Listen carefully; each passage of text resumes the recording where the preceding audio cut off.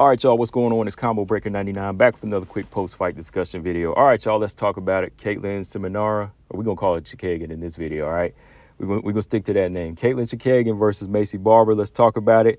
All right, y'all, so Maycee Barber, she found out that it's easier said than done to try and stop somebody like Katlyn Chookagian. I mean, to stop Chookagian, you have to be crafty, you have to be really physical, and you have to break her, all right? And to do like the physical part of really getting in on her and trying to break her, you have to have a game plan. You know, you just can't run in there and think, okay, I'm going to walk through this girl's shots because she can hit hard.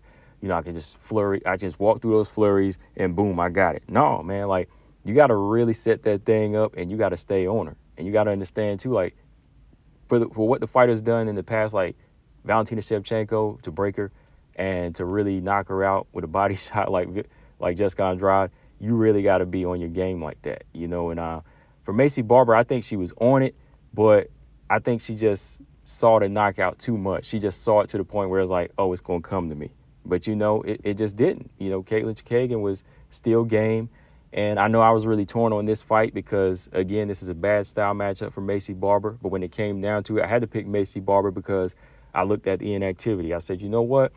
It's been a while. Her last fight, Katlyn Chookagian's last fight was Manon Fiorot, and you know, that was over a year ago. So something about it just told me, okay, Maycee can do enough against an inactive fighter like that. But had Katlyn Chookagian been on her game and been active, I would have stuck with that pick because that was my original pick, Katlyn Chookagian. But I had to jump over here and say, okay, you know what? I got to look at what Maycee's doing, and I think it's enough to get the victory. And you know what? Maycee Barber, look, she got the victory. She got it fair and square, but it was competitive. Barber, she tried to force that type of fight, and, you know, I agree. I think she won, but 30-27 was a real push, though. Katlyn was definitely in it. You know, that's why it was hard to pick because Katlyn, like I said, if she was active, I think this would have been her victory. I think she would have got the win. But looking back at the fight, you know, Barber in the first round, she had the pace. She had the faster pace that I think she wanted in that first round. She started fast, trying to wade her way in with those hooks, and she landed a few good hooks on Katlyn Chookagian. Did a good job. Katlyn did a good job of slowing the pace down, though, you know, slowing that offense down with that lock. You know, she had that body lock on her, and she started clinching up tight. Barber, she looked to be stronger, though, on the inside, you know, moving Katlyn on the cage. But she had trouble controlling the clinch with those elbows like she usually does, you know. And Barber, she was making Katlyn Chookagian fight her fight, but she really couldn't get that physical beat-em-up type of fight on the inside. But that was good on Barber. You know, she was making her fight her fight. But I like how Katlyn Chookagian was landing some of those knees on the inside. Barber, she tested Katlyn Chookagian's chin. Don't get me wrong. She tested it a few times in this round with some big hooks. But Barber, she just couldn't get that big shot to rock her. You know, Barber took him well. Chookagian took him well. Barber, on that inside, I like how she was using some shoulder bumps when she couldn't get that full-on elbow. She was stopped like one of Katlyn's takedowns, kept pushing that pace, made us see Katlyn have to fight different ways, and she did. So I give Katlyn credit on that. She didn't fold.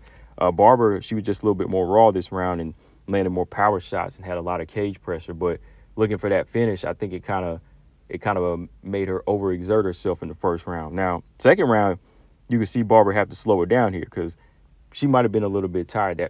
That pace in the first round wasn't cutting it. Katlyn wasn't going anywhere, so she had to slow her down.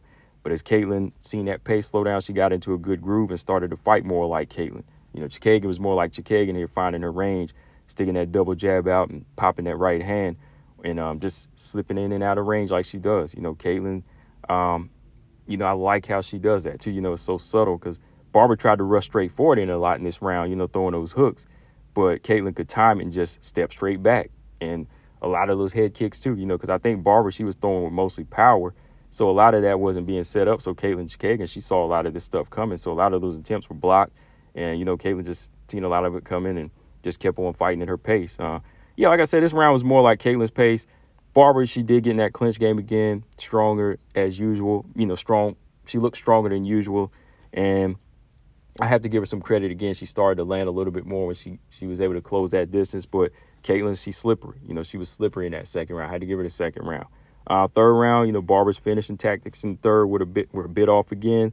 You know, wading in like she was Tyson wading in with those hooks. She was missing a lot. You know, you can't really do that to Chookagian because she's a boxer. You know, I think her game plan had to be rip the lead leg, throw straight jabs. She really ignored the jab in this fight because she wanted that clean knockout. But, that clean hit on Chookagian, if she sees him coming, she's not going anywhere. Chookagian ain't got a good chin, until she really started to clinch on the inside and, break real quick and land those hard right lefts. That's where she started to really started to do some damage on Katlyn. Katlyn, again, showed that good chin. She wasn't going anywhere. Barber, she just couldn't really follow up because of Katlyn's counter clinch tactics of just holding her and slowing her down defensively. Barber, she did get a takedown this round. Couldn't really do much with it because Katlyn got back up. Again, at a range towards the end of the round, it started to become a little tit for tat. But I think Barber, she finished it off stronger when she started landing harder body kicks and harder strikes to end the round. So I had a 2-1 for Maycee Barber. Definitely not 30-27. Definitely not 30-27. But after watching it again, I do got to give Barber a lot of credit for being able to not get frustrated and force the fight. She forced the fight. Now, I know in the chat y'all were saying she's a force, but no. Barber's not a force yet. We're going to talk about that here in a minute. But Maycee Barber did what she had to do. And like I always say, she is a fighter. She is a fighter. She will press the fight. And to get what she needed in this one, she needed to really tighten up a little bit more, fight behind a straight jab and a little bit more straight strikes instead of hooks. Like hooks, they'll come once you take your opponent's range away and you got her pinned to the cage. But a lot of them hooks she was throwing, they were hitting there again, and when you fight a fighter like Katlyn Chookagian, I expected that. That's why it was hard to pick, because there was a couple moments in the second I said, Katlyn's into a groove and Maycee's missing here, because Maycee's throwing a lot of rangy head kicks that were just off the mark, So, again, I stick with what I say about Aaron's stand-up versus Maycee's stand-up. I think Maycee has good form and turns over some nice power hooks, but I think that overall strategy, Erin Blanchfield has better strategy when she uses her stand-up, straight punches. She'll jab and throw a straight right hand to get her way in. And she makes sure that she's touching you first before she throws that head kick with the, with her with her jab, So she's, stepping in with 1-2s. That's why she can't really miss versus Maycee, you waiting in with hooks because you want that knockout so bad. But, you gotta set it up against somebody like Chookagian. Even Manon couldn't get it. She couldn't get that stoppage over Chookagian. But I think Manon, to me, was able to out Chookagian, and that was her game plan. Whereas Maycee, I think she just had to really force the fight and take it this way. She couldn't really find that range and outstrike somebody like Chookagian like that. She had to fight like that. But in my opinion, Barber's still, I think, a threat to the top 10, top 5. She's a number 4 now. She'll be a number 4, but I don't see her getting the title yet. I still think Alexa Grasso would beat her. I think the top girls like Manon, Aaron would still give her problems. Of course, the former champ Valentina would, but I still think even a rematch with Grasso would go the same way. I think she's getting better. I think Barber's improving, but I think that what the fighters like Manon and Aaron have shown is that they're more dominant because they know how to adapt to a fight. Let me put it that way.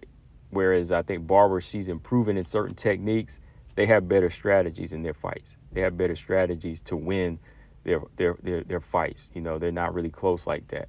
But from here, Barber, she's number 4. She's 6-0. She's amongst the 6-0 crew now, and I know she's gonna be arguing for a title shot.